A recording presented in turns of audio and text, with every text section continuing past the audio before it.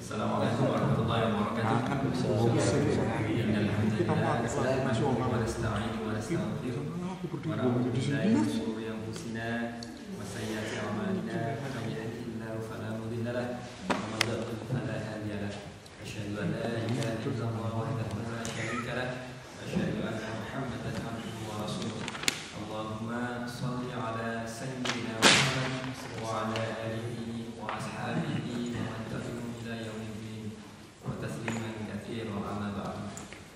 Bapak Ibu jamaah pengajian syukur yang berbahagia, seperti biasa sebelum kita mulai pengajian kita pada pagi ini, agar bersama-sama kita panjatkan puja dan puji syukur kepada Allah Subhanahu wa taala yang telah memberikan kesempatan kepada kita, yang telah memberikan kesehatan kepada kita, sehingga kita masih berkesempatan untuk bisa sekali lagi berkumpul bersama-sama dalam rangka mencari ilmu.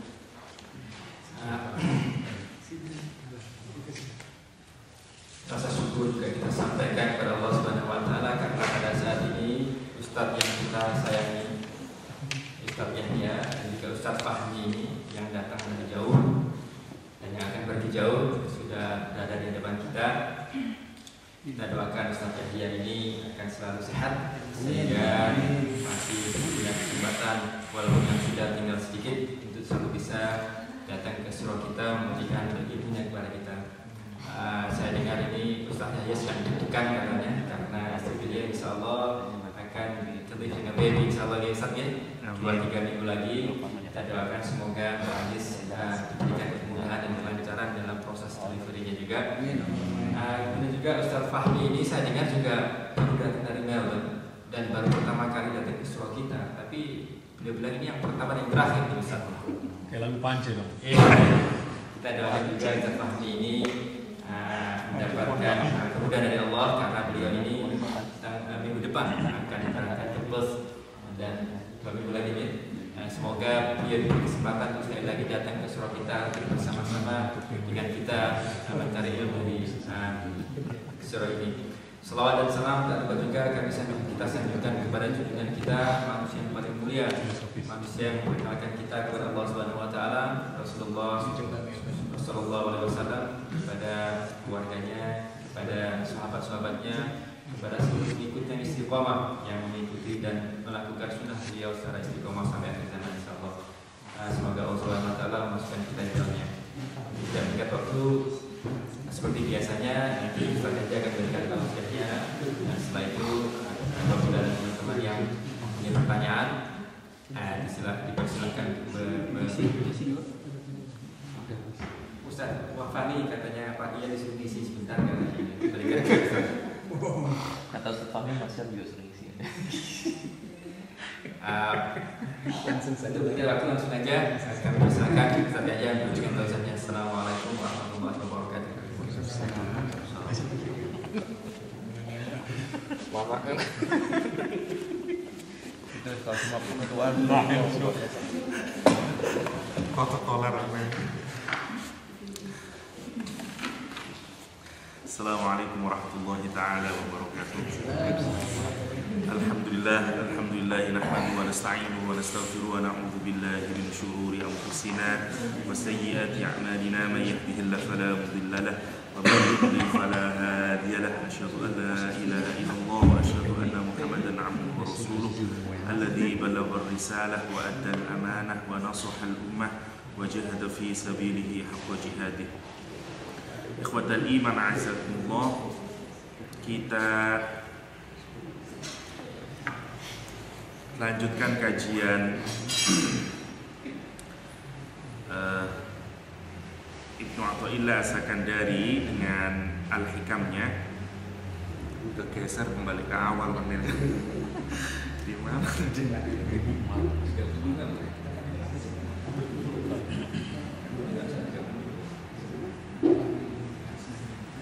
Sebentar. Jangan protokol lagi. Tangannya Lupa ya. kalau udah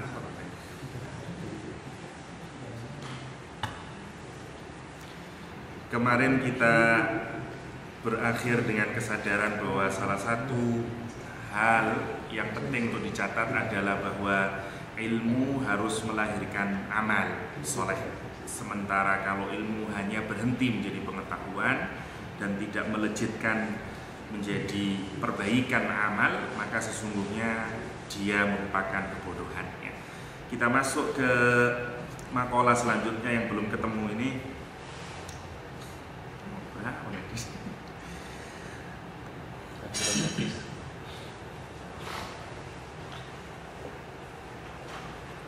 Kontrol F. Nggak ada dicarinya Bang Leo. Kita akan bicara tentang istilah-istilah teknis yang akan yang dibuat oleh Ibnu Athaillah Sakandari untuk menyebut tingkatan ruhaniyah seseorang yang melakukan perjalanan menuju Allah Subhanahu wa taala. Apa yang beliau sebut misalnya dengan apa yang dia sebut misalnya dengan su'aul basirah dan ainul basirah serta hakul basirah. Kok belum ketemu Bang Nen? Aduh. Mohon maaf ini agak teknis. Misalkan bukan pada mikrofonan. Berilah F3 ya, di kontrol F aja begitu. Ya. atau soal PDF. Bentuk kitabnya tidak ada bab-babnya lagi. Aduh, susah. Iya. Sambil nunggu waktu. Orang Pak Mami harusnya yang ngalah. Presiden lah, presiden. Sebentar ya. Pak Mami. Oke, nanti kalau ketemu lah sambil jalan. Jadi kata Ibnu Athaillah Sakandari, kita ini memiliki dua hal. Yang pertama disebut dengan basor, yang kedua disebut dengan basirah. Basor itu adalah alat yang kita gunakan untuk melihat mahsusat atau hal-hal yang bersifat indrawi. Maka alat yang kita gunakan adalah mata, yang dalam bahasa Arab disebut dengan basor. Sementara untuk melihat hal-hal yang halus, yang bersifat ruhaniyah, yang bersifat ghaibiyah dalam pengertian basor, ya, sebenarnya kan tidak ada yang gaib. Itu bukan berarti tidak ada, dia ada, cuman tidak bisa diindrai. Dia bisa menjadi ada jika kita menggunakan alat yang dinamakan di dalam Islam sebagai basirah. Ya. Misalnya ketika Al-Quran menyatakan orang-orang kafir itu tidak buta matanya, ya, tetapi hati mereka yang buta. Bagi para ulama akhlak, yang dimaksud dengan hati buta adalah hati di mana basirahnya itu tertutup. Ya. Jadi posisi ruhaniyah terendah adalah ketika basirahnya orang itu ketutup dia. Nah, nanti dia akan perlahan akan naik kualitasnya ya, ketika matanya ini mendapatkan sinaran cahaya, dan itu the first step kalau orang melakukan spiritual journey menuju Allah SWT. Nanti yang kedua sudah mulai tambah membuka matanya, yang disebut dengan ainul basirah, dan yang terakhir kita disebut oleh Ibnu Athaillah Sakandari dengan hakul basirah. Masih belum ketemu. Alhamdulillah. Su'aul basirah yushhiduka qurbuhu minka. Sinaran basirah itu menunjukkan kepadamu apa, menunjukkan terhadap apa? Qurbuhu, dekatnya Allah minka kepadamu. Kalau kita sudah dapat sinaran cahaya, nanti kita jelaskan satu persatu dulu untuk kebahasaannya dulu. Sinaran cahaya basirah itu menunjukkan, mengindikasikan ukuran kedekatan kita kepada Allah SWT. Agak ribet memang. Yang kedua, wa ainul basirah tushhiduka adamuka liwujudihi.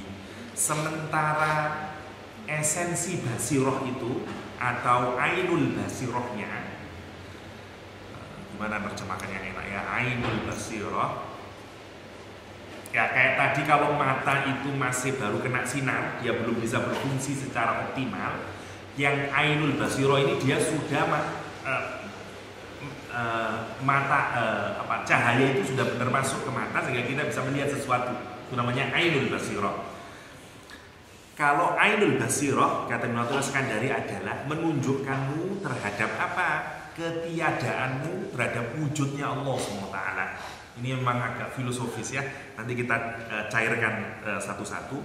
Wa haqqul basirah, dan the real basirah, hakikat sesungguhnya dari basirah adalah yushhiduka wujuduhu, menunjukkan terhadapmu tentang wujudnya dia atau wujudnya Allah SWT, la adamuka wala wujuduka, dan tidak berkaitan dengan ketiadaanmu dan keadaanmu atau wujudmu.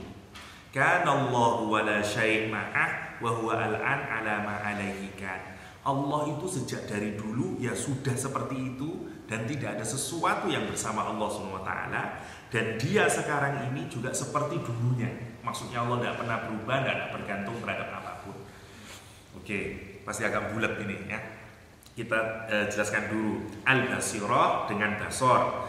Sekali lagi, kalau basor untuk melihat hal-hal yang bersifat hissiyah, kalau yang basirah untuk melihat hal-hal yang sifatnya latifah, ruhaniyah, yang halus.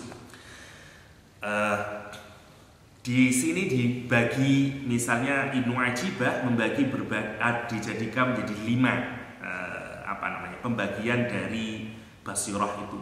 Yang pertama adalah basirahnya orang kafir yang disebut dengan Al-Quran sebagaimana yang saya jelaskan tadi, fa innaha la ta'mal absar walakin ta'mal qulubul lati fis sudur. Ya, mereka itu sesungguhnya tidak buta absornya.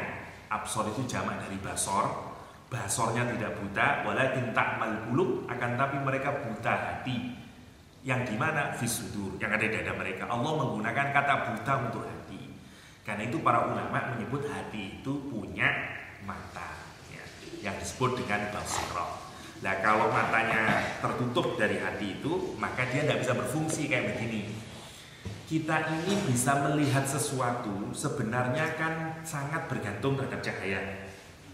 Kalau kita misalnya memejamkan mata, maka sebenarnya tidak ada hal wujud itu yang kita bisa sandarkan terhadap mata kita. Kita ini kan baru bisa menyatakan sesuatu itu wujud kalau ada cahaya yang masuk ke dalam mata kita. Sebenarnya yang menentukan wujud itu kan sangat bergantung dengan cahayanya itu yang masuk ke dalam kita, dan cahaya itu yang mengantarkan kepada kesadaran, kan kayak gitu. Karena untuk menyebut ada dan tidak ada itu kan sebenarnya tergantung dari tingkat kesadaran ini. Tingkat kesadaran itu muncul melalui cahaya, kan kayak gitu. Orang buta kalau kemudian ditanyai, Pak, di depan kamu itu ada kamera enggak? Dia tidak akan menjawab ada. Kenapa? Karena tidak ada cahaya. Tetapi bukan cahaya yang menyebabkan sesuatu itu ada, ya, karena cahaya hanya menjadi input awal untuk agar matanya menjadi melihat, dan informasi itu dikirimkan ke otaknya menjadi sebuah kesadaran, dan kesadaran itu yang menyimpulkan dia bahwa iya, di depan saya ada kamera. Bisa dipahami? Itu namanya su'aul basirah atau sinaran cahaya kepada basirah kita. Orang ya kufur, orang yang hatinya kafir, itu hatinya Allah itu seringkali digambarkan dengan cahaya. Misalnya Allahu nurus samawati wal ard. Allah itu cahaya langit dan bumi. Kenapa? Karena segalanya bergantung kepada Allah. Karena dunia ini, apapun ciptaan Allah itu sebenarnya dia hanya menjadi ada karena diadakan oleh Allah SWT. Dalam gambarannya, bahasanya Ibnu Athaillah Iskandari persis seperti tadi itu. Kalau sebenarnya tidak ada cahaya, sebenarnya tidak ada apa-apa itu, nggak ada apa-apa. Dan kesadaran awal ruhaniyah itu adalah diawali ketika ada su'aur basirah, ketika ada lintasan cahaya masuk di dalam basirah kita. Pertanyaannya adalah apa lintasan cahaya itu? Ini yang disebut nanti dengan ilmu. Ilmu agama itu menjadi pelecut awal yang membuat kita sadar gitu akan Allah SWT. Maka ilmu itu fungsinya persis seperti cahaya itu. Kalau kita melihat benda itu, begitu ada cahaya masuk ke kita, kita menjadi mencari, oh iya ya Allah itu ada, oh iya ya Allah itu Rahman, oh iya ya Allah itu maksudnya. Tetapi dalam perjalanan ruhaniyah itu baru the first step of spiritual journey. Kalau kita mau meniti jalan ruhaniyah, berangkatnya hanya dengan ilmu, tingkatan kita itu di situ terus gitu. Tingkat keyakinan kita, musyahadah kita kepada Allah, tingkat keimanan kita berhenti di situ. Gitu. Karena yang kita dapatkan itu masih hanya sebatas ilmu, menjadi kesadaran, dan kemudian kita menjadi sadar. Makanya di situ dijelaskan yushhiduka qurbuhu minka, untuk menunjukkan posisi Allah dan kita. Itu. Tingkat takarrub kita, semakin orang banyak ilmu, semakin dia makin mendekat. Kenapa? Karena makin cahaya makin besar yang dia dapatkan. Make sense kan? Jadi semakin saya bisa mendapatkan cahaya, makin kebuka saya, iya kamera itu. Awalnya saya kelihatan merahnya doang, terus makin besar saya bisa menyimpulkan this is kamera. Nah, karena itu ilmu sangat penting untuk apa? Untuk mengantarkan orang takarrub kepada Allah SWT. Karena itu di dalam meniti perjalanan ruhaniyah menuju Allah SWT tidak bisa tidak kecuali harus start dengan ilmu.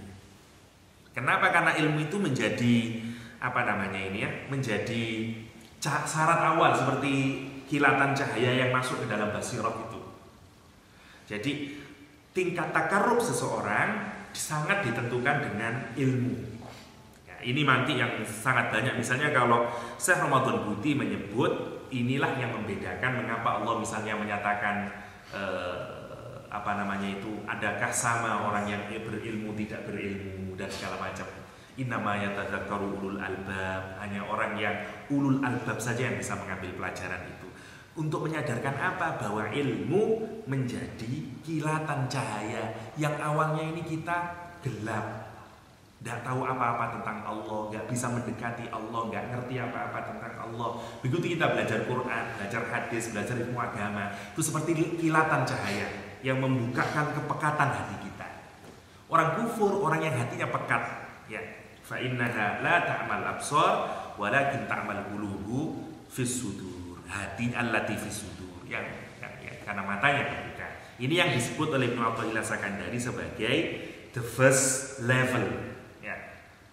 Bagi siapa? The seeker ini, bagi orang yang berjalan menuju dari salik, orang yang berjalan menuju Allah SWT.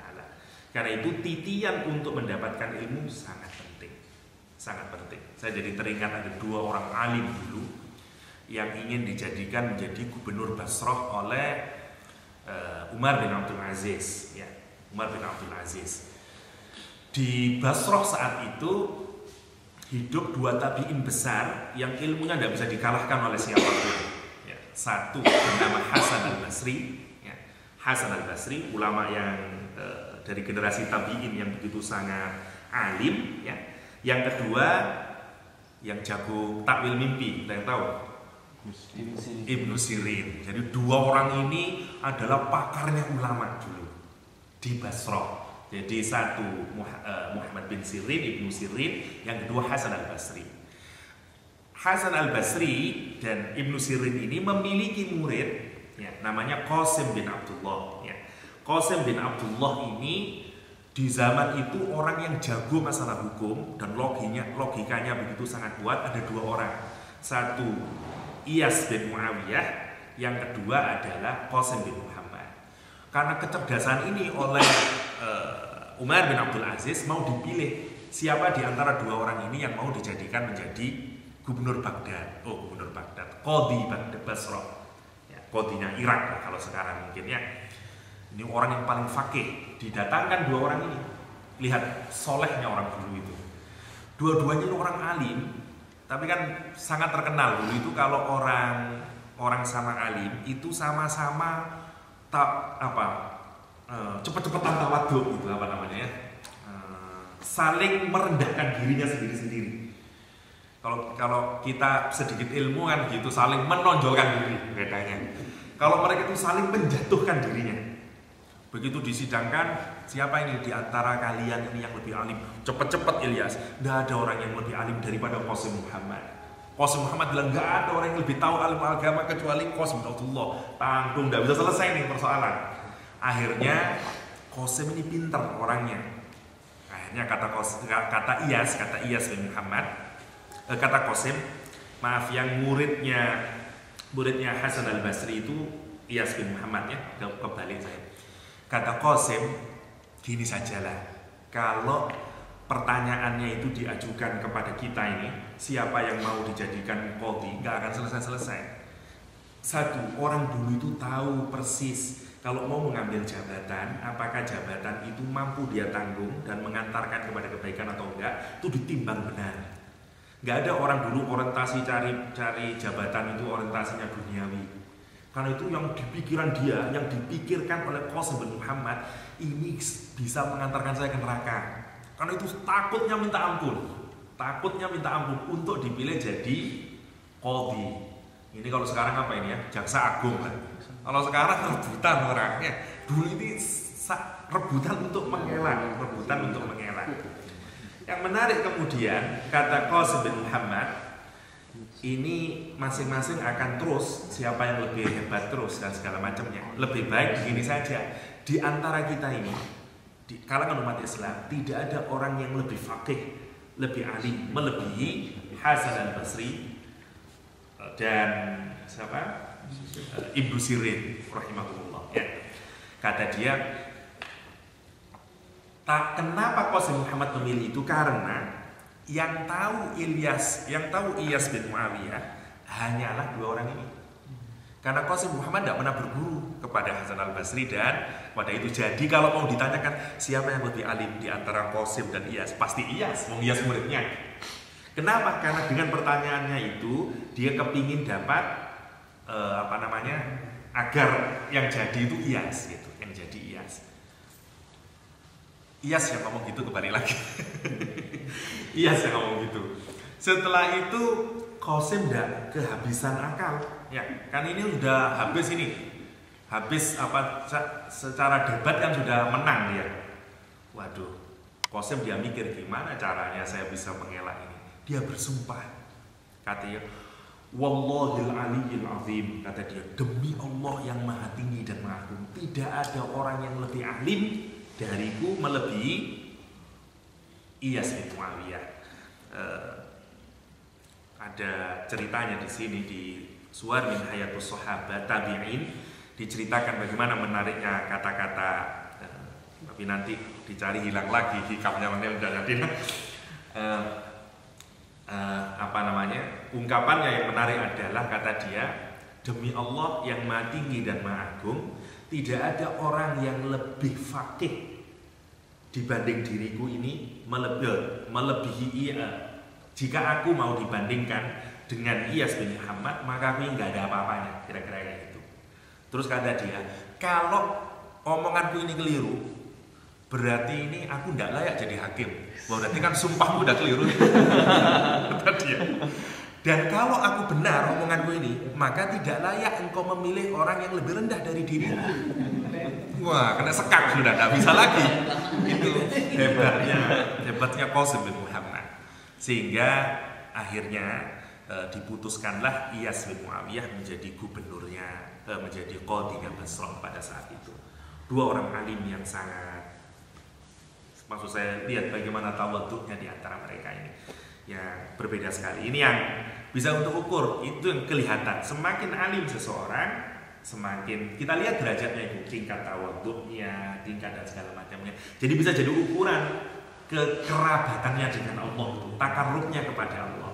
Karena itu rumusnya, semakin orang bertambah ilmu, semakin orang mestinya semakin dekat kepada Allah SWT. Ya, jangan seperti Bal'am bin Bawra yang kapan hari kita ceritakan itu, ya. Sebagaimana Al-Quran melukiskan, sebagaimana anjing itu. Kenapa? Karena dia ke dunia. Itu ilmu yang tidak membuat mata hatinya kebuka. Tuh, mata hatinya kebuka. Tapi sekali lagi ini masih awal saja. Masih awal. Kenapa? Karena dia berjalan mendekati Allah dengan otak. Ilmu itu kan letaknya pada otak. Kalau dalam hati letaknya baru pada sudur. Ya, di pesantren terkenal al-ilmu fis sudur, la fis sutur misalnya kata dia. Dan kalau kita lihat skema hati, maka sodr adalah lapisan terluar dari hati. Ya. Di Westall saya menjelaskan misalnya bahwa setan itu hanya menggoda kita di wilayah sudur, tidak masuk ke kolbun karena memang diprotek oleh Allah SWT. Ya. Dan sodr itu wilayahnya ilmu pengetahuan. Kolbun bukan wilayah ilmu pengetahuan. Jadi memang sodr itu ibarat bawang hati kita ini, lapis paling terluar namanya sodr, lapis keduanya namanya kolbun, lapis makin dalam lagi namanya fuad, lapis lebih dalam lagi namanya lub. Ya, kalau pakai Imam Hakim At-Tirmidzi, jadi core dari hati itu namanya lub. Ya, makanya ulul albab. Bunganya lagi namanya Pak Fuad. Di Mestol ada namanya Pak Fuad. Fuad. Dalam keluarnya lagi namanya kolbun, dalamnya lagi keluar lagi makin luar namanya sodr. Sodr itu tempatnya ilmu pengetahuan. Setan itu menggoda kita fi sudurin nas, bukan fi qulubin nas. Alladzi yuwaswisu fi sudurin nas. Godanya di sudur. Kenapa? Karena memang Allah memproteksi hati itu. Jadi begitu kita buka sudurnya, karena wilayah pengetahuan yang digoda itu, yang bisa diwaswasi, yang bisa di whispering, itu kan persoalan pengetahuan. Jangan begini, logikanya kan begini, begitu dan segala macam. Itu yang nanti menjadi kesadaran. Kesadaran itu yang membuat menjadi perilaku, behavior kan kayak begitu. Jadi makanya yang tindakan itu hanya baru muncul setelah kita putuskan menjadi sebuah kesadaran yang kita olah tadi itu. Karena itu setan tidak mau dipersalahkan. Kenapa? Karena dia cuma ngasih input, dia belum membuat kesadaran. Itu yang setan omongkan, fala talumuni walumu anfusakum. Aku ini tidak punya kekuasaan, tidak punya kekuasaan terhadap kalian. Wa makana alaikum bisultan, kata dia, illa an da'autukum, kecuali aku cuma ngajak kamu, whispering saja, cuman fastajabtum li, kamu yang mengijabahi aku, kata setan. Jadi lihat ini bagusnya ilmu pengetahuan yang hanya menjadi pintu awal dari orang untuk melakukan perjalanan rohani kepada Allah SWT. Kalau ini pengetahuan itu posisinya hanya menjadi alat bantu.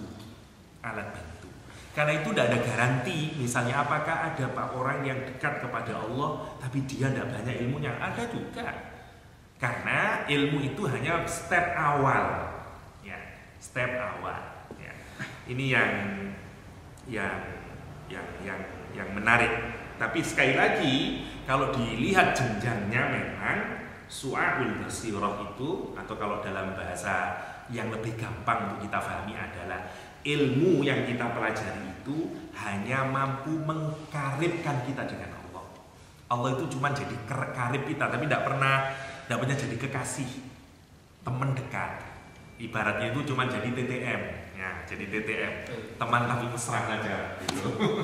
Tapi belum menjadi kekasih, apalagi sampai menjadi suami istri, quote in quote, ya, quote in quote. Karena orang berjalan menuju Allah ini ibaratnya dia mau menjadi siapa gitu. Ada, kalau dalam bahasa ini tentu ini bahasa rohani ya, ada yang menjadi teman karib, terus makin dekat lagi sampai dia merasa bersatu, quote in quote, ya, quote in quote. Bukan berarti nanti yang nggak mungkin bersatu antara makhluk dan Allah, tapi perasaan kedekatan itu. Katakanlah menjadi teman, terus sampai jadi lagi jadi teman dekat, sampai jadi waliullah, kira-kira kayak begitulah kalau digambarkan itu. Nah, tingkat pertama itu adalah dengan ilmu pengetahuan. Maka kalau kita agama ini hanya berhenti di sebatas pengetahuan, tidak mengolah yang lain, tidak mengolah ainul basirah dan hakul basirah tadi itu, ya nggak bisa naik, ya. Dan kalau kita lihat, semakin ukuran kedekatan kepada Allah itu sudah bukan ukuran akal, tapi lebih pada ukuran-ukuran yang menggunakan fakultas yang lain seperti hati dan segala macamnya itu. Itu yang harus kita maksimalkan juga agar apa? Agar kita makin bisa tambah dekat dengan Allah SWT. Contoh misalnya, lihat bagaimana rintihan hati, bukan rintihan akal dari Nabi Ayub ya. Ketika dikasih mudorot berupa penyakit, keluarganya menghilang, doanya kalau kita lihat nggak ada doa yang spesifik kecuali cuma merintih kepada Allah SWT. Merintih dalam pengertian yang menarik ya, misalnya inni masaniyadh dhurru misalnya wa anta arhamur rahimin. Ya Allah, aku dikenai kesusahan ya Allah, dan Engkau Maha Pengasih lagi Penyayang. Itu aja yang diungkapkan. Dan itu tapi diijabah oleh Allah. Sebagaimana janji Allah, ammay yastajibul mudtarra idza da'a. Siapa yang mengabulkan orang yang sudah memang desperate, orang yang sudah sangat membutuhkan kepada Allah kecuali Allah SWT. Maka kalau kita mau dekat kepada Allah, caranya buat pinterlah merintih kepada Allah SWT. Pinterlah membuat kita ini benar-benar apa namanya, kayak orang itu butuhnya sungguhan kepada Allah.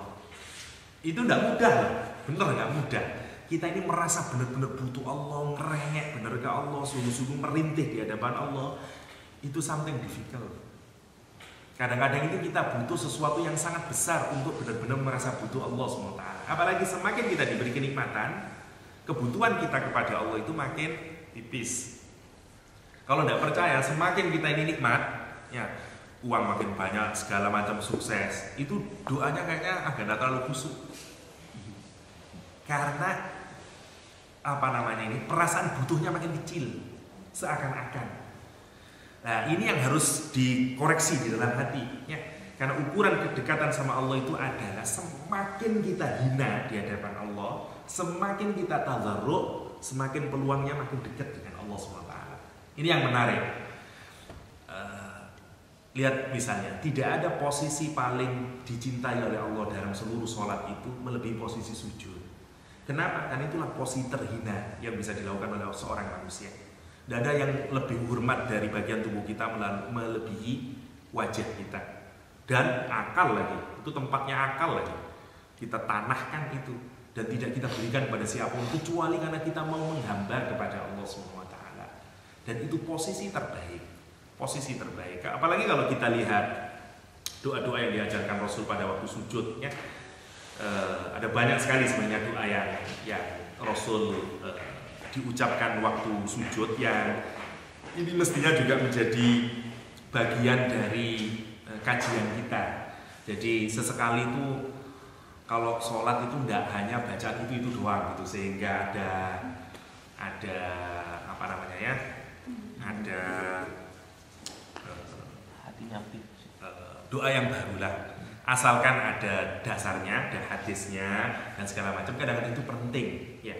Misalnya riwayatnya Aisyah kalau saya tidak keliru, Rasulullah SAW itu kalau sujud kadang-kadang baca doa yang terkenal itu, Allahumma inni a'udzubika, ya Allah sungguh aku berlindung kepadamu, kepada biridhoka, dengan keridhoanmu, berlindung dengan keridhoanmu dari apa? Min sakhatika, dari apa namanya ini, siksaan. Jadi berlindung dari kerelaan Allah agar Allah tidak menyiksa kita. Coba bayangkan kalau kita posisi sujud terus kita bilang Allahumma inni a'udzubika biridhoka min sakhatik. Misalnya kan menarik sekali itu. Ya, kalau kita makin benar-benar kita renungkan sungguh-sungguh untuk benar-benar tadarruk di hadapan Allah SWT. Misalnya tambah Allahumma inni a'udzubika bimu'afatika min uqubatik misalnya ya. Ya Allah, aku berlindung kepadamu dari dari afiahmu agar aku tidak ditimpakan apa? Siksa kepadamu ya. Terus kita puji Allah, tidak ada yang bisa memujimu kecuali engkau sendiri, karena segala pujian tidak cukup ya, tidak cukup. Sebagaimana kalau orang Nahdlatul Ulama misalnya, kalau sami Allahu liman hamidah ditambah mil'us samawati wal ard ya.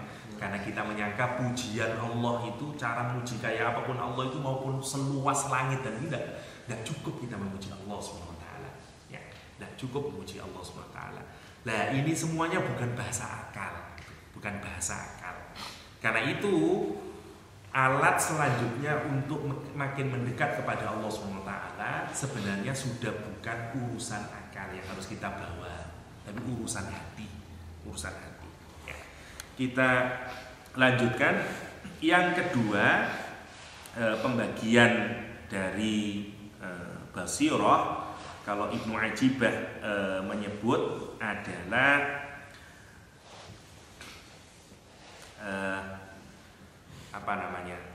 bagian dari mata hati yang sudah kemasukan cahaya tapi belum benar-benar sempurna. Dan ini yang disebut dengan tingkatan pertama tadi, yang disebut dengan syu'aul basirah, ya, syu'aul basirah. Yang kedua, yang ketiga adalah yang disebut dengan ainul basirah. Ketika basirah kita ini makin kuat dan makin terbuka sehingga kita bisa melihat cahaya dan mulai kelihatan. Makanya disebut dengan ainul basirah. Kira-kira beginilah. Kalau di sini dicontohkan, kalau orang itu pertama kali atau gini, kalau di surat Takatsur kan ada apa itu, ilmul yakin, ainul yakin sama hakul yakin ya. Untuk gampangnya begini, kalau ilmul yakin itu kesadaran certainty based on knowledge, itu namanya ilmul yakin. Kalau apa, ainul yakin itu certainty based on apa berarti? Ya, seeing ya. Yang kedua, yang ketiga, kepastian didasarkan karena kita menjalaninya. Contoh yang paling bagus itu kalau ada kabel ini, saya dikatakan ini kalau dipegang kesetrum, itu namanya ilmu yakin. Terus kalau Pak Presiden ini memegang ini dan kesetrum gini, saya ngelihat sendiri, namanya ainul yakin. Tapi kalau ganti saya yang megang dan saya yang kejet-kejet, namanya hakul yakin. Ya. Lah, kejet-kejet. Tingkat keyakinan itu berbeda-beda. Nggak bisa disamakan antara orang yang kejet-kejet dengan orang yang punya ilmu meskipun dia sudah engineer keluaran MIT. Kalau ditanyain bagaimana sih rasanya kesetrum, kalau dia belum pernah kesetrum, ilmu itu ya cuma mau dari manapun dah, mau dari manapun. Step dia untuk benar-benar merasakan hanya pada level pertama, itu disebut dengan syu'aul basirah. Bisa dipahami?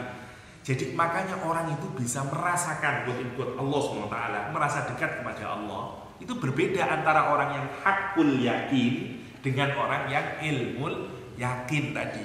Mungkin profesor doktor ini udah ya, engineering, tapi kalau nggak pernah kesetrum nggak bisa dia. Sama orang nggak pernah nikah, ngomong doang ya. Useless itu namanya, useless. Nggak ada gunanya, nggak ada gunanya. Meskipun senang, seperti yang saya ceritakan lagi, meskipun senang, dia sudah bisa menikmati, melahirkan takarrub, ya. Wah asik itu sudah. Tapi kalau berhenti pada ilmu, jangan berhenti pada ilmu untuk bertakarrub kepada Allah SWT. Itu maksudnya. Karena dia hanya first stage saja dalam spiritual journey menuju Allah SWT. Dan yang ketiga, kalau orang sudah dibukakan ainul basirahnya, maka itu cirinya, kalau di tushhiduka adamuka liwujudihi, itu akan membuat kita menyadari bahwa kita ini nggak ada. Ini istilahnya kalau dalam ilmu akhlak disebut dengan posisi fana. Jadi ekstrimnya beginilah, ekstrimnya orang itu kalau menggunakan akalnya mencintai seseorang, dia hafal banget itu. Dia ini bentuknya begini, semua teorinya tahu dia. Perempuan itu begini dan macam-macam. Tetapi dia hanya mencintai seseorang menggunakan akal doang. Yang ini sudah dia cintanya udah masuk dalam hatinya sekarang. Kalau tadi ini kan disudur doang, gampangannya. Letaknya dia ini mendekati Allah dengan sudurnya. Kalau orang sudah mendekati Allah dengan kulubnya, dengan kolbunya, maka yang muncul perasaannya berbeda. Kalau akal itu wilayah judgement, ya, wilayah untuk menjudgement baik dan benar, salah dan itu. Makanya wilayah fikih yang ini benar, ini salah, ya, ini black, ini white, itu wilayah sudur. Wilayah hati nanti akan berbeda, bahasanya berbeda, judgementnya juga berbeda dan segala macam. Dan biasanya hukum-hukumnya tidak sama dengan hukum-hukum logika lagi. Biasanya ya namanya luapan kecintaan, ya, luapan kecintaan. Lah orang yang sudah mulai dibakar cinta kepada Allah SWT karena ilmunya itu sudah merembes dari sudur masuk ke dalam kolbunya, maka dia akan punya kesadaran. Kalau misalnya beginilah, kalau saya tadi dapat cahaya ke mata saya, yang awalnya mata saya tertutup, kemudian saya dapat cahaya, saya bisa mengatakan ini kamera, saya tahu sekarang ada wujud, ya. Begitu saya makin sadar, saya mikir sebenarnya wujud itu enggak ada, yang ada itu karena cahaya ini, itu. Kalau saya makin mendalami itu, apa sih sebenarnya cahaya itu? Lama-lama saya menjadi sadar sebenarnya itu semuanya enggak ada, yang ada ya karena cahaya itu. Itu maksudnya. Semakin kita mencintai Allah, semakin dalam, nanti akan timbul kesadaran semuanya ini fana, semuanya ini diadakan oleh Allah, semuanya ini tidak ada yang sejati, semuanya ini palsu, semuanya hanya Allah yang hakiki. Itu namanya sudah ainul yakin, maksudnya. Kalau kita sudah sampai pada kesadaran, kan susah itu. Kalau orang cinta dunia nggak bisa ngomong kayak begitu, itu nggak bisa. Di apa-apapun kalau tingkat kita masih basor, gimana Pak, nggak ada, jelas mobil ya ini, karena kita melihatnya basor. Sama begini, kalau orang jatuh cinta, inilah kita mungkin harus disederhanakan. Kalau kita jatuh cinta sama seseorang, itu kayaknya segala sesuatu kan tidak ada, karena yang ada adalah orang yang kita cintai. Seperti Laila Majnun. Laila Majnun itu apa saja ya jadi Laila. Dia temboknya rumahnya Majnun, kalau kita baca ceritanya Laila Majnun itu diciumi oleh Majnun. Ketika ditanya orang, wahai Majnun si gila, kenapa engkau mencium tembok? Kata dia, aku tidak mencium tembok, tapi aku mencium bau Laila. Ya. Ketika dia melihat sandalnya ya begitu, jadi semua itu serba Laila. Makanya disebut Laila Majnun. Ya, Laila Majnun. Ya. Kenapa? Karena dia punya kesadaran serba Laila. Dia dikepung cinta. Dia dikepung cinta. Orang yang sudah jatuh cinta kepada Allah SWT, maka dia kesadaran ruhaniyahnya itu serba Allah SWT. Kalau kita turunkan, maka melihat apapun itu ukurannya Allah SWT. Pekerjaan ini timbangannya itu ke Allah SWT. Segala macam sekarang melibatkan Allah SWT. Tidak berarti kalau begitu nanti orangnya udah tidak ke dunia lagi Pak ya. Enggak, lihat Rasulullah SAW tetap seperti orang biasa, tetap kayak gitu. Cuman tidak ada satu gerak pun dari Rasulullah itu yang tidak mempertanyakan kecintaan Allah atau enggak. Atau ginilah, coba saya pakai bahasa Kiai Asrori lah. Kata Kiai Asrori, bedanya orang yang punya kesadaran kecintaan kepada Allah dengan orang yang amalnya itu dimotivasi oleh syahwat. Contoh kata dia, sederhana sekali, tapi penting untuk kita melihat, ngecek amal kita. Orang kalau mau makan, itu kelihatan. Kalau orang itu motifnya syahwat, amal kita lah. Kalau amal kita itu motifnya syahwat, pasti hasilnya tidak akan puas. Itu cirinya syahwat, tidak akan puas, maunya terus, tidak akan ada kenikmatan. Nikmatan maksudnya puas. Satisfaction itu tidak akan dimiliki dan terus haus terus. Kata Yai Asrori ini, kalau kita ini amalnya dari syahwat kita, mau makan nih, yang muncul syahwat dari awal, saya ingin makan ini. Begitu dikasih makanan, tidak cocok dengan syahwat itu, yang muncul cercaan terhadap makanan. Kita ini makanan ini kurang manis, kurang sedap, sudah ada pun kita masih ingat yang lain tuh. Sotonya, tapi yang soto yang di sana masih enak. Padahal semua makanan itu masuk ke perut kita, gitu. Jadi kenapa? Karena kita amal itu motifnya syahwat. Nikmatnya diberikan oleh Allah SWT. Dan meskipun kita ngomong Bismillahirrahmanirrahim, tapi Bismillah itu tidak dari hati. Bismillah itu hanya seperti mantra. Kenapa? Karena yang dasari amal itu syahwat kita, gitu. bukan hati kita. Makanya alhamdulillahnya pun bukan alhamdulillah dari hati kita. Kenapa alhamdulillah? Karena kekenyangan. Begitu gelagat, alhamdulillah. Jadi bukan sebuah kesadaran dari hati yang muncul karena kita benar-benar, ya Allah, ini rezeki darimu. Bandingkan dengan Rasulullah SAW. Hadis yang sangat terkenal itu. Ketika Umar sama Abu Bakar kelaparan, dua-duanya keluar ketemu Rasulullah, ditanya mau kemana Umar? Tidak ada yang mengeluarkan saya kecuali illal ju', kata Umar sama Abu Bakar, kecuali saya kelaparan ya Rasulullah, gak ada makanan di rumah. Makanya dia ke masjid ketemu Rasulullah, saya juga lapar, ayo pergi ke rumahnya Abu Musa al-Ansari. Kesana tidak ada dia karena suaminya sedang ngambil air. Istrinya senang sekali, marhaban bikudumikum ya Rasulullah. Dan siapa yang tidak senang ketamuan Rasulullah SAW? Di mana suamimu? Suami saya ngambil air, sebentar lagi datang. Umar saking senengnya dia ambil kurmanya, kurma basah, kurma kering, dikasih susu, si sembelahin kambing, menghormat Rasulullah SAW. Semua dihidangkan. Bismillah tentu Rasulullah. Lihat, begitu terakhir makan Rasulullah, air matanya menggenang di pelupuk matanya dan berkata, "Tsumma latus'alunna yauma idzin anin na'im." Sungguh semua nikmat ini di hari kiamat akan dipertanyakan oleh Allah SWT. Lihat, orang makan ingat tsumma latus'alunna yauma idzin anin na'im. Kalau amal itu tidak muncul dari hati, nggak bisa kayak begitu itu. Nggak bisa, di kapak-kapak nggak bisa. Pasti yang muncul setelah selesai itu, wah, enak dagingnya itu aja terus. Kenapa? Karena munculnya adalah dari syahwat. Nah, katanya itu bagaimana mulai kalau kita mau mendekat kepada Allah, mulailah amalan itu, apa yang kita omongkan ini dengan amal itu sesuai. Kalau kita ngomong bismillah, ya sesuai bismillah gitu. Jadi kalau amal dari hati, kalau kita makan amalnya dari hati, ya munculnya dari hati. Begitu diletakkan makanan, yang muncul pertama kali syukur kepada Allah SWT. Kenapa? Karena ini rezeki yang didatangkan Allah untukku hari ini. Kalau sudah syukur, makanan apapun jadi paling nikmat. Kenapa? Karena syukur, Allah tambahin nikmat. Itu sudah rumusnya itu. Kapan kita kayak begitu itu? Kalau kita tidak punya uang, tidak ada makanan.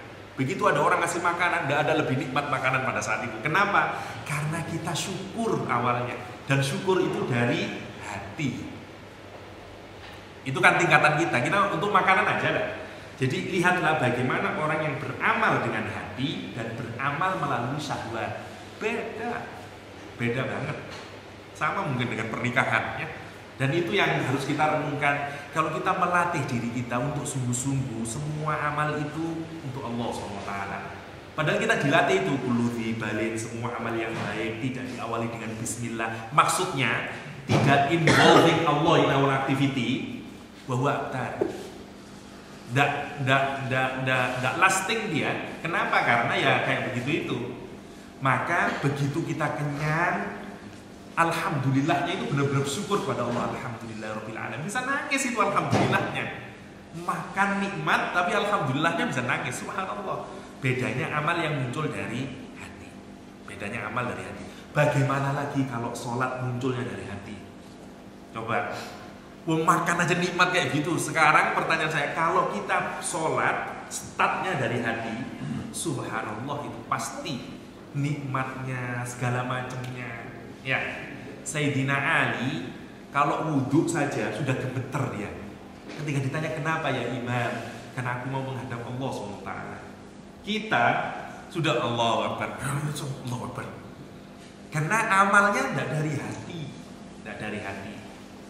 Ilmu fokusnya hanya pada sodar. Kita tahu ilmu adalah fikih, harus begini, geraknya begini, segala macamnya itu urusan sodar. Tapi selama hati kita tidak berkembang, tetap enggak.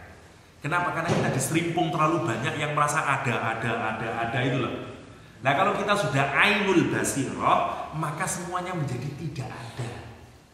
Karena kita sudah dipenuhi oleh kesadaran akan Allah SWT, akan cinta.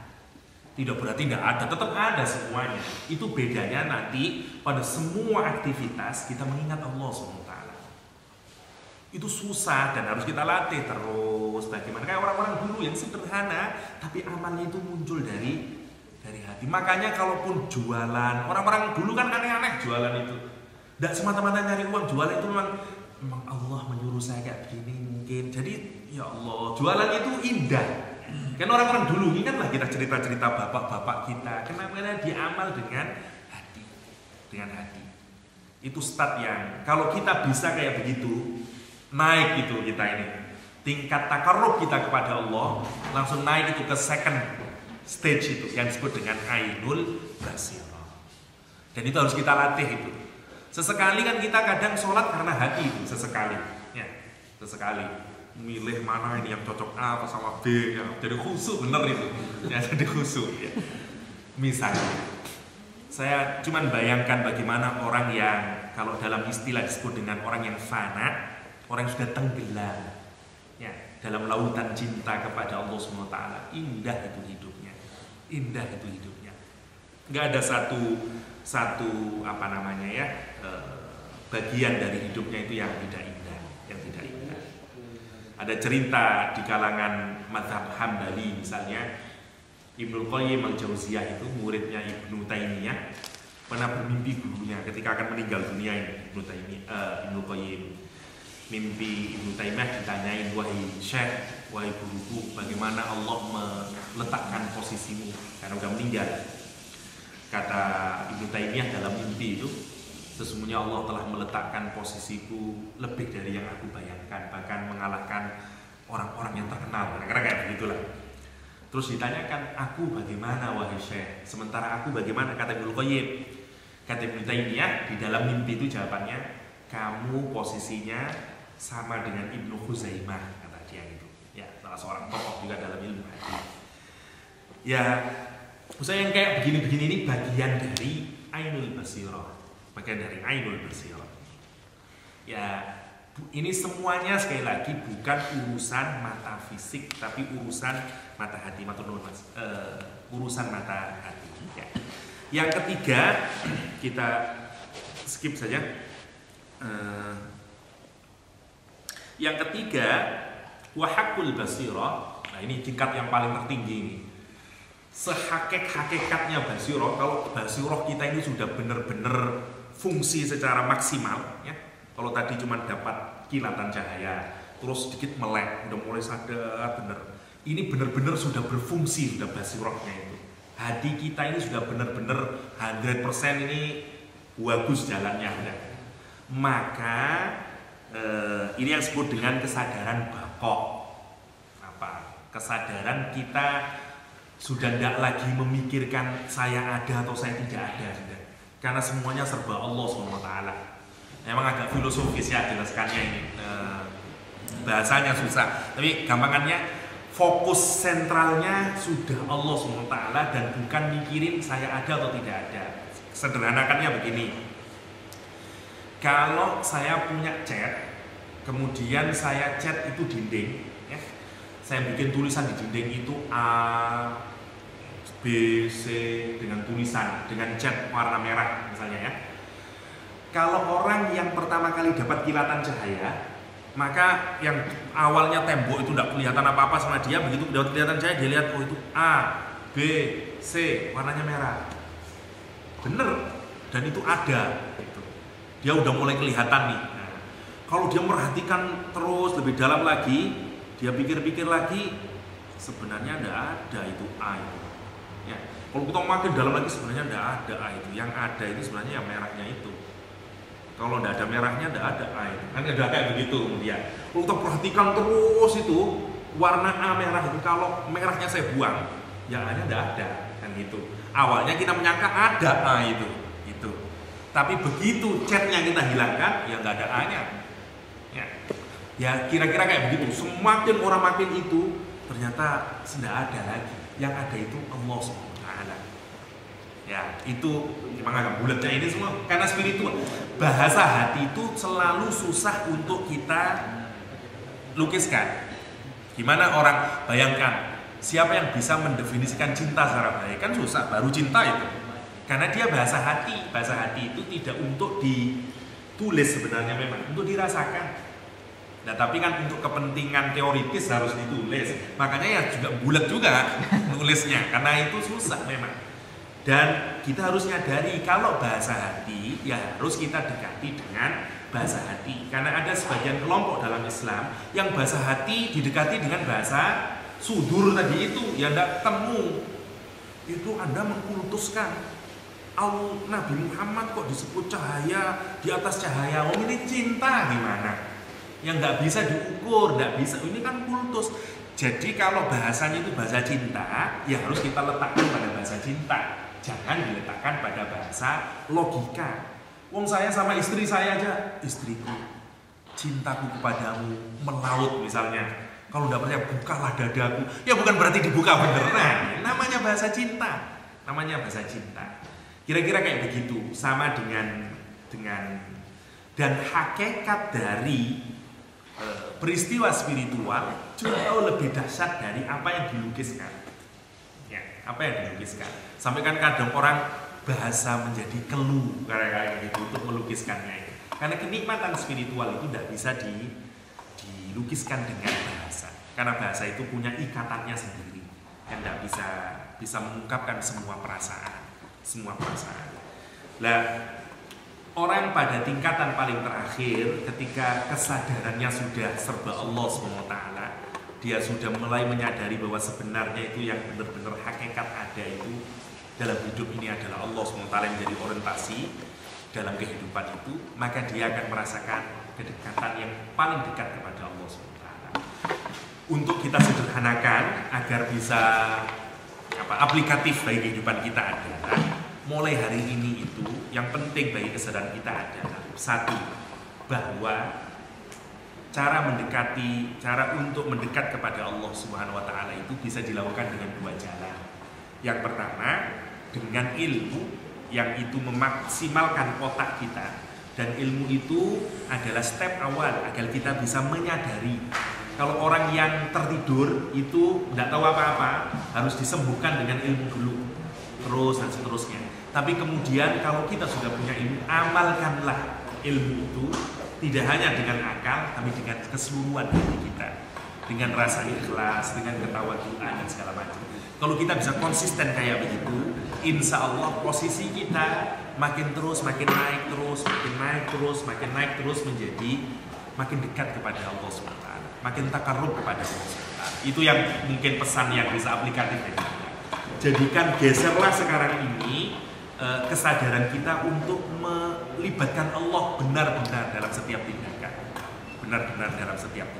Pertanyaannya, setiap hal itu apakah Allah ridho terhadap apa yang saya lakukan atau tidak? Itu yang menjadi pertanyaan sentral. Bukan kalau sudah selesai baru ini diridhoi enggak ya, bukan kayak begitu. Tapi start dari awal.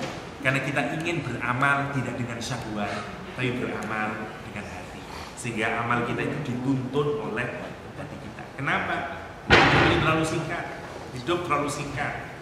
Kalau kita nanti kata Hasan al-Basri, innama antal ayyam, kata dia, kami itu hanyalah bilangan waktu, kata dia. Ibarat garis itu, kalau Allah nentukan 60 tahun, ya kita ini tinggal sudah dipotong-potong aja. Kalau udah 40 tahun ya sisanya tinggal berapa. Innama antal ayyam, kita ini cuma potongan waktu, ya, potongan waktu saja yang tinggal menunggu saja waktunya kapan kita akan kembali kepada Allah SWT. Karena itu kalau kita kembali sungguh-sungguh dengan cinta kepada Allah, jiwa kita tentram karena kita tidak dikepung oleh syahwat. Inilah yang disebut dengan ya ayat Tuhan nafsul mutmainnah, yang dipanggil Allah SWT dengan mesra itu, ya, dengan mesra. Ini mungkin sebagai pengantar, semoga ada manfaatnya dan semoga kita digolongkan menjadi orang-orang yang melek secara ruhaninya, tapi bukan orang-orang yang hanya tertutup ruhaninya sehingga kita tidak mengerti kesejatian dalam hidup ini dan ketipu dengan urusan-urusan duniawi semata-mata. Hadanallahu wa iyyakum ajma'in. Assalamualaikum warahmatullahi wabarakatuh.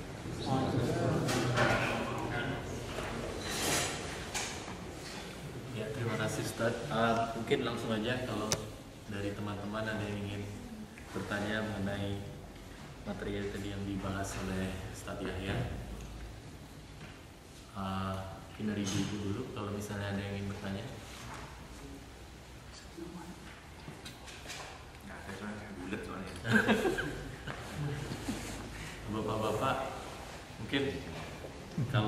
materi yang ini, materi apapun silakan.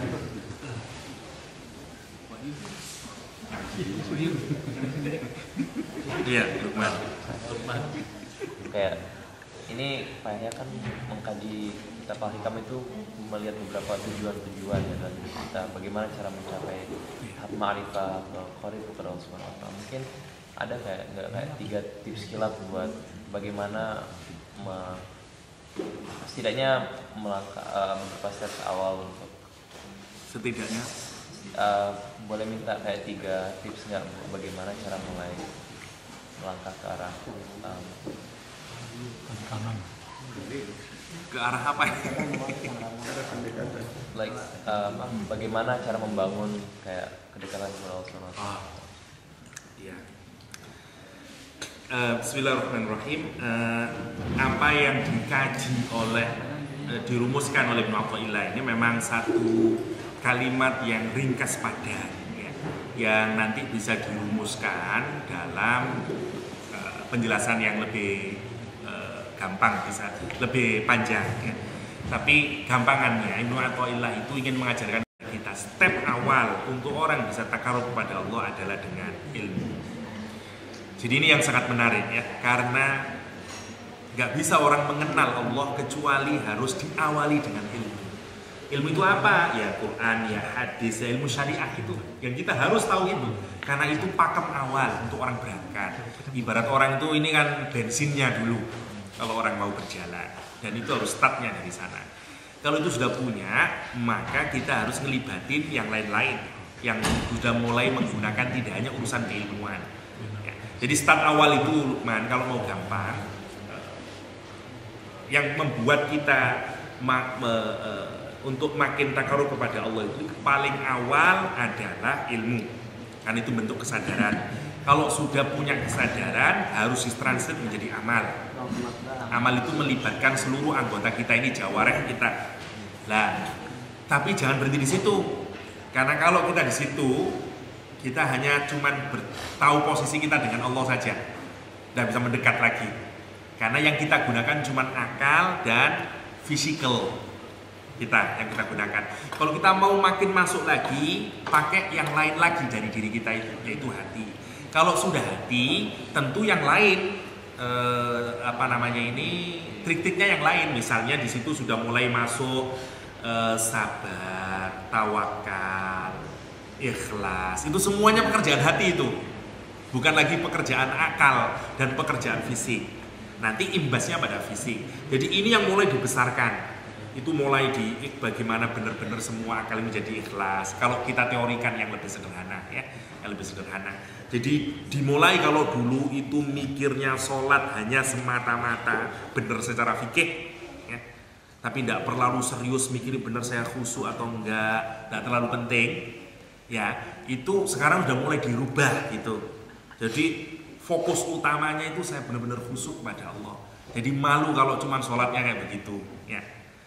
Dulu ceritanya Romo Yai Hamid di Pasuruan, kalau sholat itu belum pernah pakai baju yang kumal, yang lecek gini, yang bekas gini, nah kayak saya begini ya. Jadi kalau dia bangun tidur ya tidak mau. Kalau untuk sholat, bukan untuk gaya, tapi sudah ada perasaan tawaduk kepada Allah. Ya, kalau kita kan belum itu. Kita tidak pernah mikirin kayak gitu, hal yang sangat simpel tapi tidak pernah terpikir gitu. Orang-orang kayak gitu itu sudah mikir kayak gitu itu karena ya apa ya? Kita itu munculnya dari hati, bukan muncul dari bahkan yang lucu-lucu itu bahkan orang-orang unik-unik akan amal-amalnya itu untuk menunjukkan kesungguhan dia di dalam beramal, Nah kalau misalnya juga makanan hati itu zikir, itu juga makanan hati semuanya. Nah, ini harus kita kerjakan semuanya agar semua fakultas dari tubuh kita ini menjadi bekerja untuk mencintai Allah SWT. Ya. Nah, servingnya kemudian tentu akan kelihatan menjadi 2 kalau kita garis besarkan. 1, orang yang mau dicinta oleh Allah adalah tentu tidak memberikan amal yang hanya sifatnya wajib. Karena kalau cuma wajib, ya tidak mungkin dapat cinta. Karena untuk dapat cinta itu harus yang spesial. Yang spesial itu yang tatawu, yang nafilah. Sebagaimana di hadis, kalau ada umatku kata Allah itu terus dia di nafilahnya sampai Allah mencintai dia. Ya memang harus ada amal nafilah yang kita kerjakan, ya, yang harus kita kerjakan. Tidak hanya sebatas sebatas amal yang wajib, ya.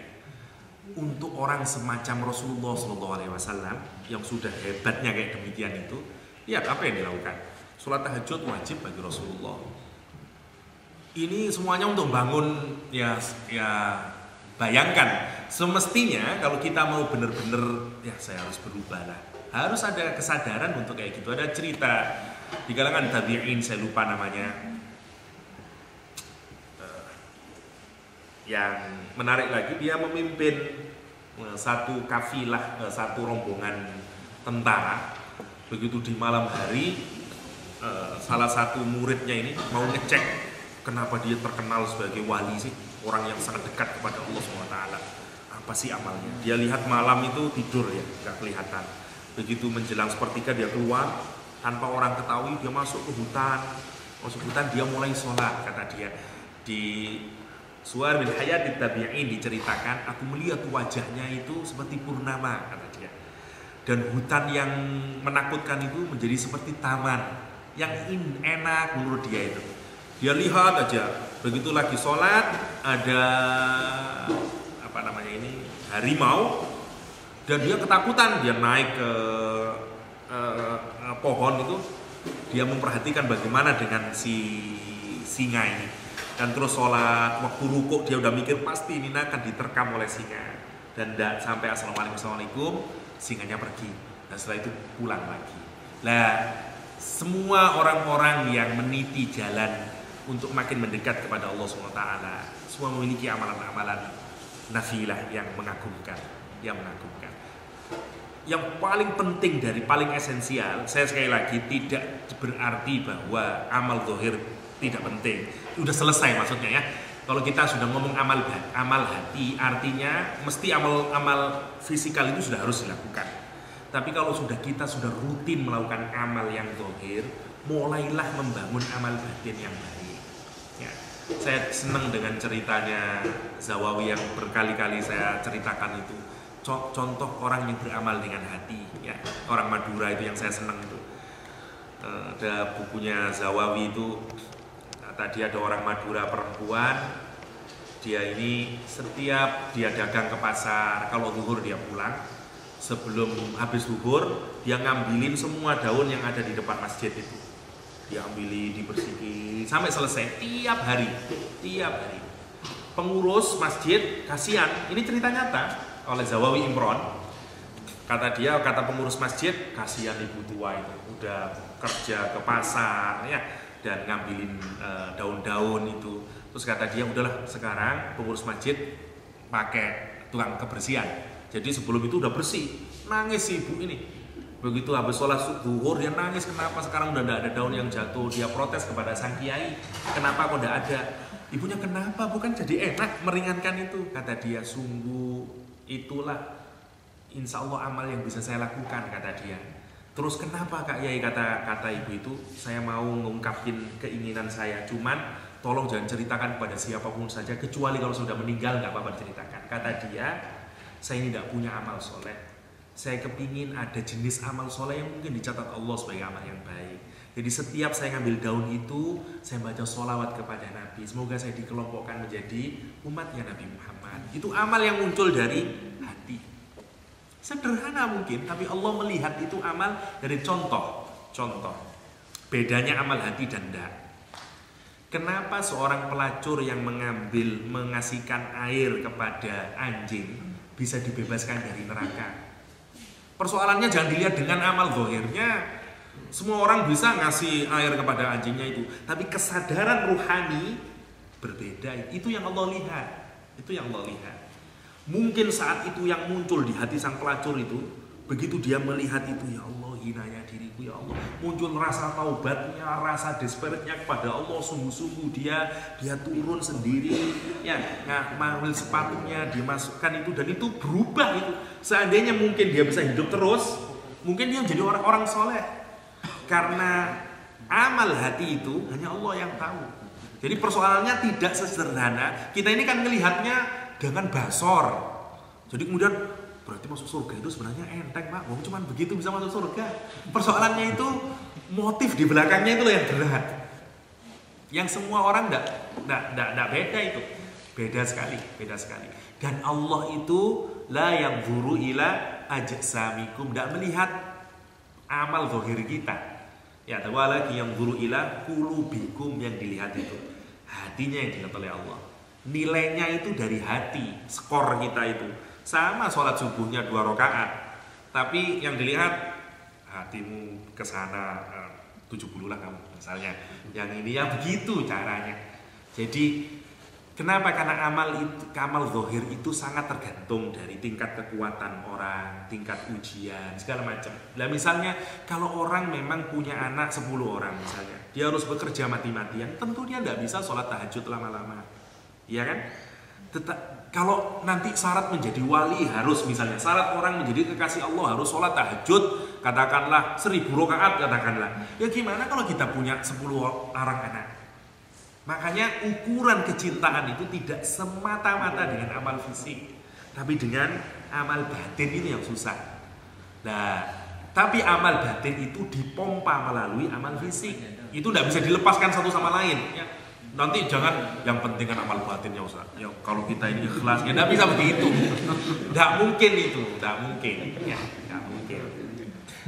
Jadi masing-masing tidak bisa dilekatkan. Jadi itu yang harus kita titi. Jangan lepas-lepas mencari ilmu Allah SWT, karena itulah pupuk untuk menyegarkan kita dan diamalkan ilmu itu sehingga dia punya bekasnya dalam tubuh, dan kalau itu di hatinya kemudian benar-benar disertakan di dalam amal. Ka'annaka tarah fa illam takun tarah fa innahu yarah. Itu aja prinsipnya. Punya kesadaran, diamalkan dalam bentuk keislaman itu, setelah itu baru diihsani amal kita itu. Fa'ahsin kama ahsanallahu ilaik, ya. Berbuat ihsanlah. Itu memang tripnya kayak begitu itu. Tidak bisa orang tiba-tiba mau jadi ihsan, itu juga tidak mungkin, ya. Dia harus amal dulu, tubuhnya ini harus dikalahkan dulu, terus baru akan muncul terbit keikhlasan.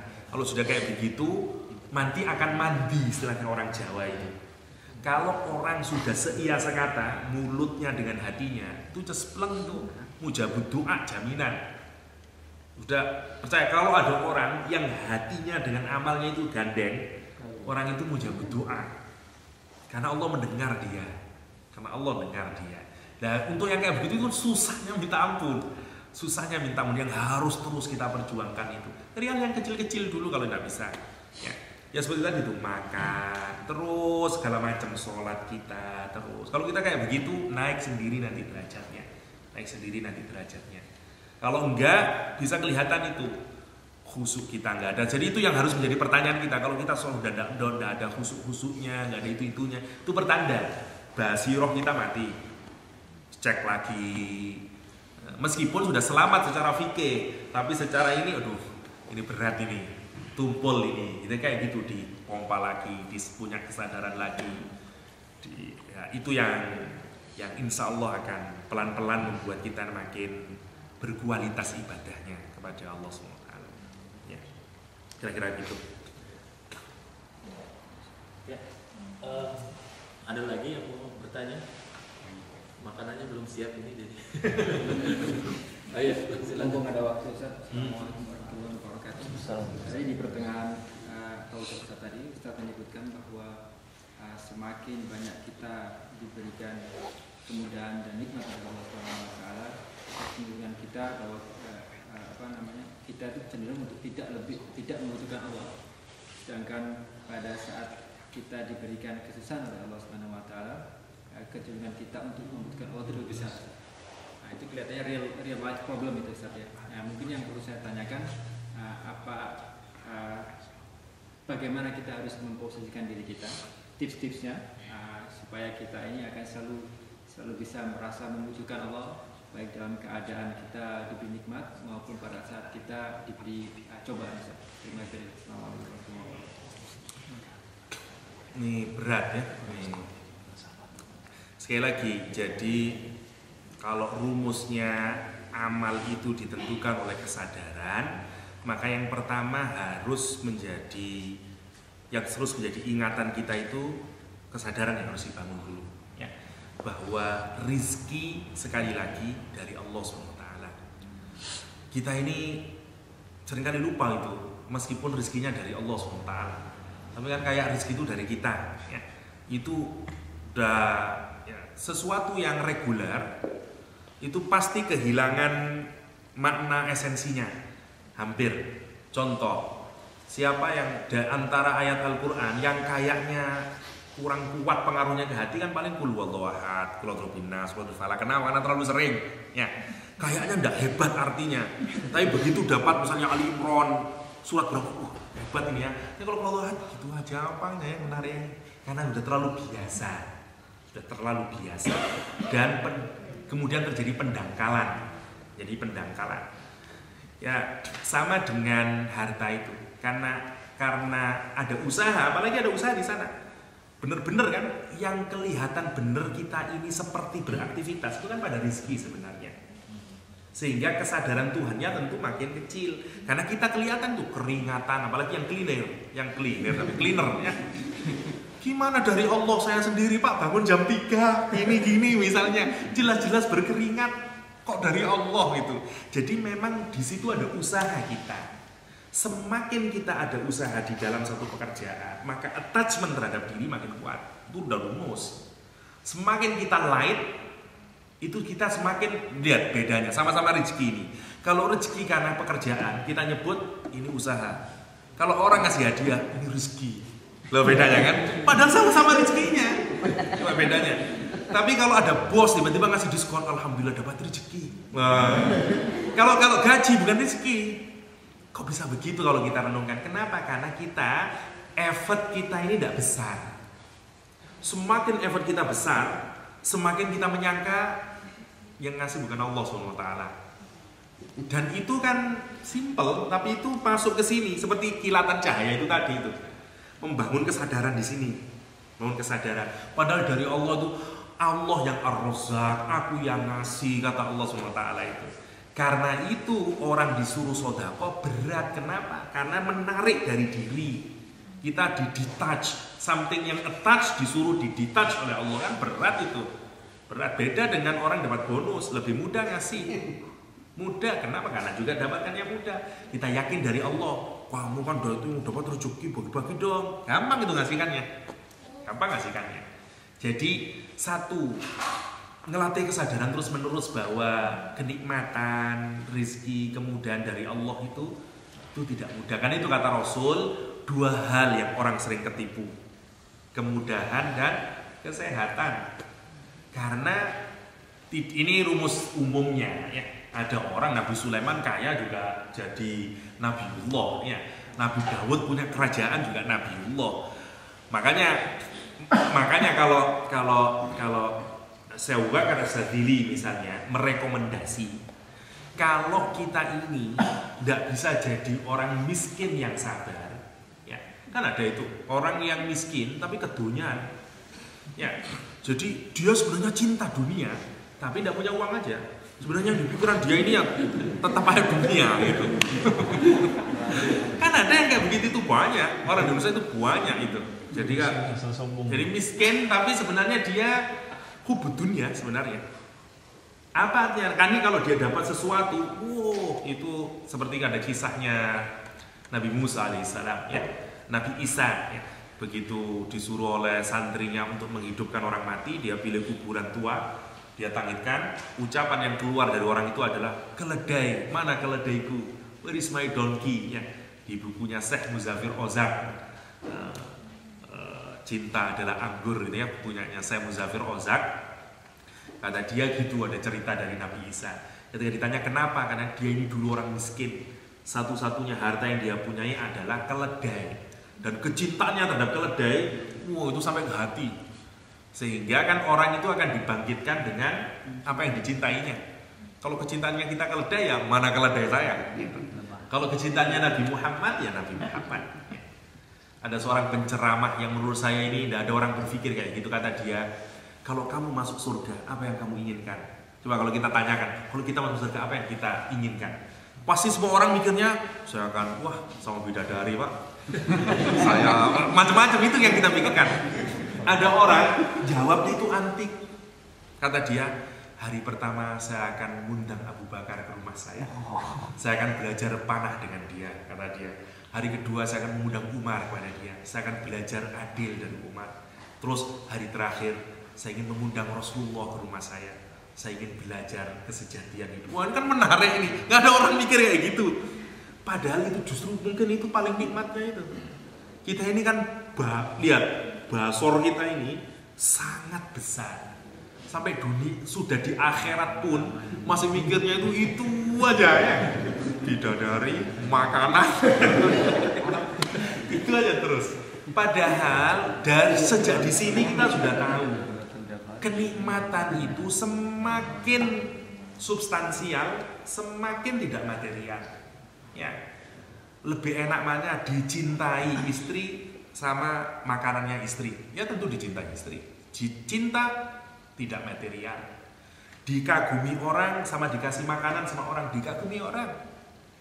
Prestise, ya dapat best graduate segala macam itu, wah bunganya minta ampun. Ya, itu kan fame yang dikejar orang, semuanya itu imaterial. Tapi ya dasar kita ini dikepung oleh dunia terus ini, seakan-akan itu aja nikmatnya. Padahal Allah sudah jelasin yang ternikmat nanti di surga adalah liqa Allah, melihat Allah. Cuman kan jujur saja kalau kita tanya udah hati, nikmatnya apa liqa Allah? Kalau mau jujur dalam hati, ya kalau kita buka-bukaan aja lah apa nikmatnya. Ya enak dengan bidadari makanya gitu. Ya, apalagi kekuatan 100 orang laki-laki kata Nabi. Wah, mantap ini udah gitu. Ya. Itu kenapa? Karena memang itu masih ukuran kita. Basiroh kita ini belum melek bener, belum bisa seperti Laila Majnun. Tapi kalau tanyakan, ada orang-orang tanyakan ya, orang-orang ahli zikir kalau ditanya apa, tidak ada yang lebih nikmat melebihi zikir kata dia. Ada orang-orang yang begitu itu. Kenapa? Karena dia sudah mulai merasakan nikmatnya berzikir, nikmatnya memuja Allah. Nah kan kita ini kepingin naik kelas lah. Masa sudah masuk Islam lama tetep aja gitu. Cita-cita tertinggi bidadari. Itu aja cita-cita tertingginya. Ya nggak apa-apa, cuman ya minimal di-update lah, di-upgrade lah. Dari dulu kok Windows 98. Udah zamannya. Apa tadi pertanyaannya? Ya tentang rizki. Jadi yang harus dibangun dulu kesadaran bahwa rizki itu datang dari Allah SWT. Sehingga kemudian kalau memang itu yang menjadi kesadaran, enak itu nanti mau dikasih rizki banyak, mau dikasih sedikit, itu kita tetap mensyukuri Allah SWT. Ya, itu pengelolaan yang benar. Setelah itu kita akan bisa mendistribusikan sesuai dengan ketentuan Allah SWT. Dan penyakitnya adalah kalau kita tidak punya kesadaran. Makanya ilmu itu penting, gitu. Ilmu penting. Tetapi ilmu saja kadang juga tidak penting. Kita butuh diingatkan orang. Apalagi kalau sudah keserimpung dengan banyak hal, ya, harus saling mengingatkan. Apalagi dalam keluarga itu ada waktu di mana istri pelit, suami harus tidak pelit, kan kayak gitu. Jadi apa namanya, membangun kesadaran untuk merubah perilaku itu sangat-sangat penting, sangat-sangat penting, terutama dalam keagamaan. Yang kedua, bangun kecintaan dalam akhirat. Kalau kita sudah cinta sama akhirat, nanti akan berbeda itu orientasi hidup dan segala macamnya. Dan dunia ini menjadi remeh-temeh. Saya sering menyebutkan orang yang menganggap penting akhirat, dunia menjadi tidak penting. Orang yang anggap penting dunia, akhirat menjadi tidak penting. Itu udah rumus, udah rumus. Kalau kita tidak meletakkan prioritas itu akhirat, dunia ini segala-galanya. Ya, tapi kalau kita meletakkan prioritas kita akhirat, dunia ini sekedar wasilah saja. Serius kita akan hidup di dunia ini, menjalankan yang terbaik, capaian tertinggi, tapi cuman jadi wasilah untuk kehidupan akhirat kita. Persoalannya kan kita ini prioritas tetap dunia sebenarnya kalau mau jujur. Kesadaran yang ada di balik kita ini bukan akhirat kita. Ini yang menjadi pertanyaan. Lihat, yang ditakutkan Nabi dari umatnya itu bukan bid'ah dan khurafat dan tahayul kok. Tidak ada hadisnya aku takutkan dari umatku itu bid'ah, tahayul dan khurafat, nggak ada. Yang ditakutkan itu kata Nabi apa? Kalau dunia ini dibuka, dimudahkan, mereka akan hubud dunia wa karahiyatul maut. Itu yang ditakutkan Nabi. Kecintaan terhadap dunia. Kalau orang cinta sama dunia, agama itu tidak ada gunanya kemudian sebenarnya. Karena agama hanya untuk mencari alat duniawi. Pak, sodakoh untuk apa? Biar rezekinya tambah. Itu ndak naik kelas terus itu. Semuanya mentok di dunia. Mentok di dunia. Sodakoh untuk dunia tambah baik. Sholat tahajud, duha, rezeki lancar. Pokoknya semuanya begitu. Which is ndak apa-apa. Cuman maksud saya, ya jangan begitu ya harus naik kelas lah gitu. Maksud saya harus kita lebih baik lagi lah gitu. Memang percayalah, urusan dunia Allah itu udah nanggung kok. Nggak minta dunia pun kalau orang sholat duha, insya Allah ditanggung udah sama Allah SWT. Masa nggak percaya seperti ayam, kambing, itu udah tahu rezekinya pasti dikasih oleh Allah SWT. Kalau kita bekerja secara baik, rezeki pasti datang. Ya, itu udah umum aja udah. Jadi ya janganlah urusan kita ibadah itu hanya untuk duniawi. Duniawi itu tidak akan pernah dilupakan oleh Allah SWT. Orang yang rajin sholat tahajud, insya Allah pasti dibukakan peluang-peluang rezeki itu tanpa kita minta sekalipun. Jadi maksud saya, ya ibadah itu sekarang mulai luruslah ke Allah SWT. Ditatalah hati sungguh-sungguh pada Allah. Allah tahu kok, tanpa kita nyebut Allah tahu. Lihat Nabi Ayub, gak minta ya Allah sembuhkan aku ya Allah, enggak. Ini masani yadhurru anta arhamur rahimin. Ya Allah, aku kena musibah, Engkau Maha Penyayang ya Allah. Nggak usah diungkapin. Orang kalau sudah sangat dicintai Allah, mulutnya belum ngomong pada Allah dari ijabah. Contoh Rasulullah SAW, qad nara taqalluba wajhika fis sama. Nabi itu cuma mendongakkan wajahnya ke langit, nggak ngomong ya Allah pindahkan kiblat ya Allah. Enggak. Allah itu udah kalau cinta sama seseorang, kerenteknya dalam hati udah dipenuhi oleh Allah. Nggak sampai ngomong. Kalau kita kan, ya Allah, rezeki ya Allah, ya Allah. Harus minta rezeki. Sampai nangis-nangis kita, ya Allah, nangis kita ini. Tapi ya belum diijabah. Kenapa? Hatinya tidak untuk itu, bukan untuk cinta Allah. Hatinya bukan tadarruk kepada Allah. Hatinya cuma untuk dapat dunia. Begitu kita dikasih dunia lupa sama Allah. Bener kita nangis. Kabulkan saya Allah, ujian ini ya Allah, penting ya Allah. Nangis memang, tapi dalam hatinya bukan untuk Allah SWT. Ya, itu bedanya. Nabi Muhammad gak ngomong itu. Itu indahnya Al-Quranul Karim. Kalau kita renungkan, qad nara taqalluba, kata Allah, aku melihat engkau mendongakkan wajahmu ke langit. Falanuwalliyannaka, kata Allah. Dikasih lam yang sifatnya pasti, surely. Nun terakhirnya itu juga surely and surely. Kata Allah itu falanuwalliyannaka, maka pasti Muhammad aku akan rubah itu kiblatan tardoha, yang sesuai yang kau senengi. Lihat jaminan Allah itu. Belum ngomong nih. Nabi-nabi yang lain nggak ada sekualitas Nabi Muhammad. Nabi yang lain masih keluar itu doanya. Rabbis rohli sodri, Nabi Musa. Rabbis rohli sodri wa yassirli amri wahlul 'uqdatam min lisani yafqahu qawli waj'alni waziran min ahli. Doa Nabi Musa. Begitu Allah menyuruh idhab ila fir'auna innahu tagha, pergi Musa kamu menemui Fir'aun. Mereka berkata faqala rabbis rohli sodri, ya Allah bukakan, masih begitu. Nabi Muhammad tidak minta alam nasrah laka sadra. Muhammad, bukankah aku telah sarahkan, sudah jembarkan, sudah tanpa minta. Kenapa? Karena udah sayang. Istri tanpa minta, pulang-pulang kita kasih hadiah. Tanpa istri minta, kita melihat istri kok gini-gini, aduh dia mungkin minta ganti HP-nya kok dibolak-balik misalnya. Misalnya. Kalau suami yang pecinta beneran, dia tahu itu tanpa istri ngomong. Nanti istrinya, kok tahu mas? Wah, langsung dia jawab, ku tahu yang ku mau. Jadi kira-kira kayak begitu. Lihat hubungan Allah dan Rasulullah SAW. Makanya cinta Allah dan Nabi Muhammad gak bisa.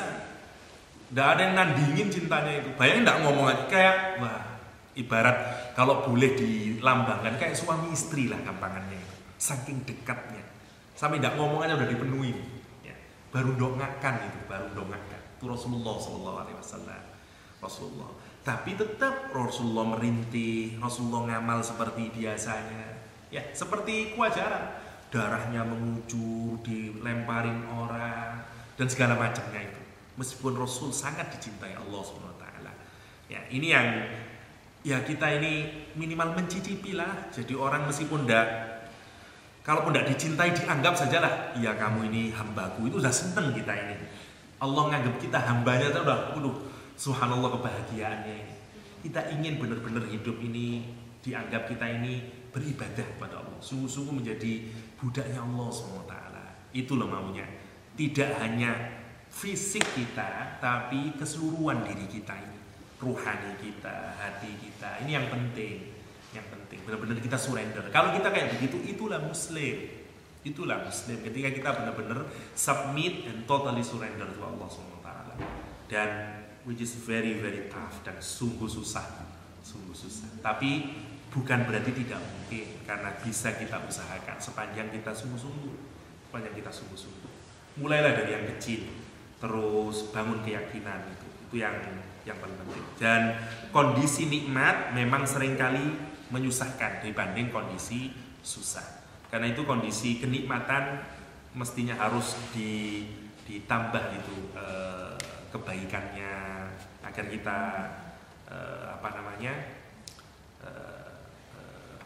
tidak mudah tertipu dengan kenikmatan. Tapi titik ekstrimnya sebenarnya sama. Orang yang terlalu mendapatkan kemiskinan, kalau enggak bisa-bisa dia juga menjadi alat yang mudah untuk buat kufur, dan itu nyata adanya di Indonesia ya. Orang-orang miskin, apalagi perkotaan itu ya, yang bukan malah taat kepada Allah SWT, itu yang kalau kata Sobari itu dia pernah meminjamkan rumahnya kepada tukang becak untuk nyewa di rumahnya, tinggal di rumahnya. Tapi begitu dia pulang sudah digaji dolar, dia bawa pelacur ke rumahnya dan segala macam, muarah Sobari. Kata dia, kamu udah miskin maksiat, kata dia ya. Dan ini kecelakaan, paling kecelakaan ya, kalau orang sudah miskin duniawi dan miskin iman. Dan itu banyak saudara kita, dan itu tugas kita bersama-sama ya, sebagai orang yang mungkin jauh lebih dimudahkan hidupnya dibanding orang-orang tersebut ya. Mungkin itu ya. Mungkin sudah selamat lewat ya. Kalau tidak ada pertanyaan mungkin kita selesai. Mungkin malah kita tutup bersama-sama dengan baca surat Al-Asr dan doa kafaratul majlis. Bismillahirrahmanirrahim.